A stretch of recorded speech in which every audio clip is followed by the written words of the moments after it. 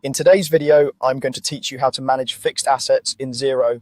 By the end, you'll feel confident navigating to your fixed assets and making clean, accurate updates without disrupting your books. Fixed assets are the long-term items your business uses to operate, things like computers, machinery, or furniture.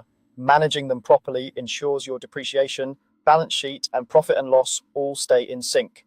Start by heading to Xero.com and opening your organization as you normally would. Once you're in your dashboard, look toward the top navigation. You'll use the accounting menu to find the tools you need. This is where Xero groups core bookkeeping features, and it's the quickest route to your asset list. Open the accounting menu and choose fixed assets. This takes you to a dedicated area designed for tracking assets over their useful lives. Here you'll typically see a list of assets with columns like name, purchase date, cost, and book value. If you have many items, filters and search can help you zero in on exactly what you're looking for. It's a good idea to glance at the totals and status indicators so you understand what's already registered and what might still need attention. Next, select the asset you want to work with and click it to open the details.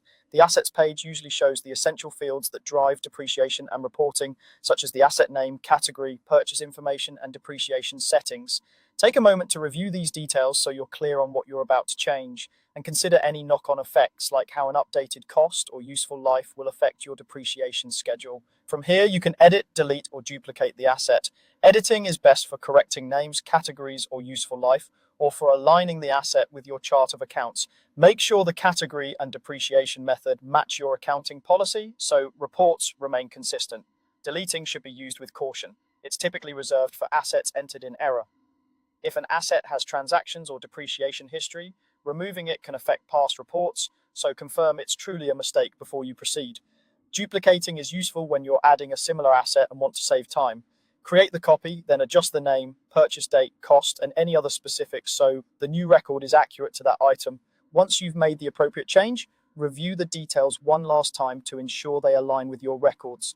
That's the workflow. Navigate to fixed assets, open the item, and choose to edit, delete, or duplicate as needed.